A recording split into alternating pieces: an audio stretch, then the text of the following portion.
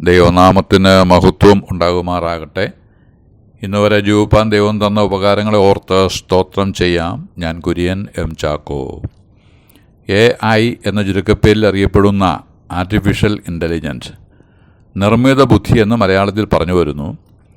AIയുടെ വളർച്ച വ്യത്യസ്ത മേഖലകളിൽ പ്രതിഫലിച്ചു തുടങ്ങി. ആധുനിക ക്യാമറകൾ, ഗ്രാഫിക് ആൻഡ് ഡിസൈനിങ് രംഗം, ആരോഗ്യ മേഖലയിലെ റോബോട്ടിക് ശസ്ത്രക്രിയ മുതൽ ഫിസിയോതെറാപ്പി വരെ, ആനിമേഷൻ രംഗത്തെ വളർച്ച തുടങ്ങി ഒട്ടേറെ മേഖലകളിൽ വിപ്ലവകരമായ വ്യതിയാനങ്ങൾ വരുത്തി മുന്നേറുകയാണ്.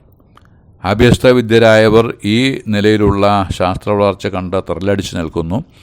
പുതിയ സാങ്കേതിക വിദ്യ ഉപയോഗിച്ച് ഏത് മേഖലയിൽ ഒരു സ്ഥാനം ഉറപ്പിക്കാൻ കഴിയുമെന്ന ചിന്തയിലും അധ്വാനത്തിലും പുരോഗമന ചിന്താഗതിക്കാരും അഭ്യുതകാംക്ഷികളും മുമ്പോട്ട് പോകുമ്പോൾ, നൂതന സാങ്കേതിക വിദ്യയുടെ ഉപയോഗം മൂലം വരാൻ സാധ്യതയുള്ള നെഗറ്റീവുകളെ പർവ്വതീകരിച്ച് കാണിക്കുന്ന ശ്രമത്തിലാണ് ചില നെഗറ്റീവ് ആചാര്യന്മാർ. കമ്പ്യൂട്ടറുകളുടെ ആവിർഭാവത്തോടെ വരാൻ സാധ്യതയുള്ള എന്തെന്ത് ഇല്ലായ്മകളായിരുന്നു വിളിച്ചു കൂകിയത്. ആ യന്ത്രം വന്നതോടെ ജോലിക്കുള്ള അനവധി അവസരങ്ങൾ സൃഷ്ടിക്കപ്പെട്ടു. അനവധി ആൾക്കാർ അതിൽ പ്രാവീണ്യം നേടി വിദേശ രാജ്യങ്ങളിലുള്ള നല്ല നല്ല നിലവാരമുള്ള ജോലികൾ കൈയാളി. നമ്മുടെ രാജ്യത്തിരുന്നും വിദേശ രാജ്യങ്ങളിൽ ജോലി ചെയ്യാം എന്ന അവസ്ഥയായി.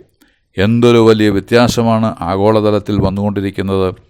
ശിലായുഗത്തിൽ നിന്ന് കമ്പ്യൂട്ടർ യുഗത്തിൽ എത്തി നിൽക്കുന്ന നാം ശാസ്ത്ര വളർച്ച കണ്ട് ദൈവത്തെ ത്യജിക്കുകയല്ല, മറിച്ച് ദൈവത്തെ സ്തുതിക്കുകയാണ് വേണ്ടത്. കാരണം ഈ കാര്യങ്ങളൊക്കെയും വചനത്തിൽ രേഖപ്പെടുത്തിയിരിക്കുന്ന വിവരങ്ങളാണ് എന്നുള്ളത് ഏവരും മനസ്സിലാക്കണം. ദാനിയേലിൻ്റെ പുസ്തകം 12:4 ദാനിയേൽ എന്ന ഭക്തനായ മനുഷ്യനോട് സ്വർഗം പറയുന്നത്, നീയോ ദാനിയേലേ, അന്ത്യകാലം വരെ ഈ വചനങ്ങളെ അടച്ച് പുസ്തകത്തിന് മുദ്രയിടുക. പലരും അതിനെ പരിശോധിക്കുകയും ജ്ഞാനം വർദ്ധിപ്പിക്കുകയും ചെയ്യും എന്നാണ്. പലർക്കും അത് സാധിക്കുന്നു. അവരെ ഓർത്ത് ദൈവത്തെ സ്തുതിക്കുന്നു. ചിലർക്ക് അത് കഴിയുന്നില്ല. അവർ നമ്മുടെ ദൈവത്തിൻ്റെ കൃപയെ ദുഷ്കാമ പ്രവൃത്തികൾക്ക് ഹേതുവാക്കി ഏകനാഥനും നമ്മുടെ കർത്താവുമായ യേശുക്രിസ്തുവിനെ നിഷേധിക്കുന്ന അഭക്തരായ ചില മനുഷ്യരാണ് എന്ന് യൂദയുടെ ലേഖനം 4-ാം വാക്യത്തിൽ പറഞ്ഞിരിക്കുന്നു. അവർ സ്വപ്നാവസ്ഥയിലായി ജഡത്തെ മലിനമാക്കുകയും കർത്തൃത്വത്തെ തുച്ഛീകരിക്കുകയും മഹിമകളെ ദുഷിക്കുകയും ചെയ്യുമെന്ന് 8-ാം വാക്യത്തിലും എഴുതിയിരിക്കുന്നു. ചില ആഴ്ചകൾക്ക് മുമ്പ് ഒരു മാന്യ വ്യക്തി എഴുതിയത് വായിക്കുകയുണ്ടായി. 2000-ഉം 4000-ഉം വർഷങ്ങൾക്ക് മുമ്പ് എഴുതപ്പെട്ടത് എന്നും പറഞ്ഞ് കൊണ്ടു നടക്കുന്ന ഗ്രന്ഥങ്ങളിൽ ഉള്ളത് വായിച്ചും വിശ്വസിച്ചും അതിലാശ്രയിച്ചും പോകുന്ന മണ്ടന്മാർ എന്ന് പറഞ്ഞിട്ടില്ലെങ്കിലും വരികൾക്കിടയിലെ ആശയം അതുതന്നെയാണ്. അവർ AI പോലെയുള്ളവ ശ്രദ്ധിച്ചിരുന്നെങ്കിൽ എന്നും പറഞ്ഞ് കുറേ വിശദീകരിച്ചിട്ടുണ്ട്. എന്നാൽ ഒന്ന് ഓർപ്പിക്കട്ടെ, നിർമ്മിത ബുദ്ധിയുടെ വികാസം അന്ത്യകാലത്ത് ഉണ്ടാകുമെന്നും പ്രതിമ ജീവനുള്ളവർ സംസാരിക്കുന്നത് പോലെ സംസാരിക്കുമെന്നും വെളിപ്പാട് പുസ്തകം 13:15 വ്യക്തമായി പറയുന്നു. ഇത് 2000 വർഷങ്ങൾക്ക് മുമ്പ് എഴുതപ്പെട്ട സത്യവചനമാണ്. അന്ന് എഴുതപ്പെട്ട കാര്യങ്ങളാണ് ഇന്ന് സംഭവിച്ചുകൊണ്ടിരിക്കുന്നത്.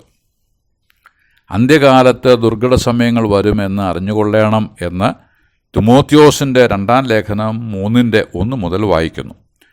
അന്ത്യകാലത്ത് മനുഷ്യൻ്റെ പൊതു സ്വഭാവ രീതികൾ തുടർന്ന് വിവരിക്കുന്നുണ്ട്. മനുഷ്യർ സ്വസ്നേഹികളാകും. അവർ ദ്രവ്യാഗ്രഹികളും വമ്പു പറയുന്നവരും അഹങ്കാരികളും ദൂഷകന്മാരും അമ്മയപ്പന്മാരെ അനുസരിക്കാത്തവരും നന്ദി കെട്ടവരും അശുദ്ധന്മാരും വാത്സല്യമില്ലാത്തവരും ഇണങ്ങാത്തവരും ഏഷണിക്കാരും അജിതേന്ദ്രിയന്മാരും ഉഗ്രന്മാരും സൽഗുണ ദ്വേഷികളും ദ്രോഹികളും ധാർഷ്ട്യക്കാരും നെഗടികളുമായി ദൈവപ്രിയമില്ലാതെ ഭോഗപ്രിയരായി ഭക്തിയുടെ വേഷം ധരിച്ച് അതിൻ്റെ ശക്തിയെ ത്യജിക്കുന്നവരുമായിരിക്കും. അങ്ങനെയുള്ളവരെ വിട്ട് ഒഴിഞ്ഞിരിക്കണം. മേൽപ്പറഞ്ഞ വിഷയങ്ങൾ ഓരോന്നായി എടുത്ത് ഉദാഹരണസഹിതം വിവരിപ്പാൻ ആവശ്യമുള്ളതും ഈ നാളുകളിൽ അവ ഓരോന്നായി നടമാടുന്നവയുമാണ്. എന്നാൽ കേൾവിക്കാരായ പ്രിയപ്പെട്ടവർ വാർത്താമാധ്യമങ്ങളിലൂടെ കണ്ടും കേട്ടും വായിച്ചും മനസ്സിലാക്കുന്നവയാകയാൽ വിവരണം കൂടാതെ ആ ഭാഗം വിടുകയാണ്. മേൽപ്പറഞ്ഞവയുടെ ആകെയുള്ള അർത്ഥം എന്ത് എന്ന് ചോദിച്ചാൽ മനുഷ്യന് ദൈവഭയമില്ല എന്നുള്ളത് തന്നെ. ദൈവവിശ്വാസിയാണ് എന്ന് പറയുന്നത് തന്നെ അപമാനകരമായി തീർന്നിരിക്കുന്നു.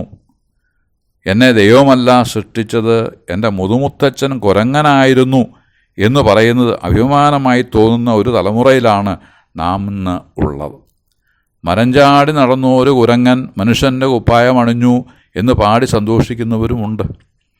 അങ്ങനെ ഉണ്ടായവനല്ല മനുഷ്യൻ. ദൈവം തൻ്റെ സാദൃശ്യത്തിലും സ്വരൂപത്തിലും മനുഷ്യനെ സൃഷ്ടിച്ചുവെന്ന് വ്യക്തമായി എഴുതിയിരിക്കുന്നു. അങ്ങനെ ആകയാൽ എൻ്റെയും നിങ്ങളുടെയും മുതുമുത്തച്ഛൻ മനുഷ്യനായിരുന്നു എന്ന അറിവ് എത്ര ശുഭവും എത്ര മനോഹരവുമാണ്. AI അഥവാ നിർമ്മിത ബുദ്ധിയെക്കുറിച്ചാണല്ലോ നാം പറഞ്ഞു തുടങ്ങിയത്. അതിൻ്റെ സാധ്യതകളെക്കുറിച്ചുള്ള പഠനം എത്രയോ വർഷങ്ങൾക്ക് മുമ്പ് ചില രാജ്യങ്ങളിൽ നടന്നിരുന്നു. ആ രാജ്യത്തുണ്ടായിരുന്ന കാർട്ടൂണിസ്റ്റുകൾ അവ ചിത്രരൂപത്തിലാക്കി അടിക്കുറിപ്പുകളോടെ മാഗസിനുകളിലും ദിനപത്രത്തിലും പ്രസിദ്ധീകരിച്ചു വന്നു.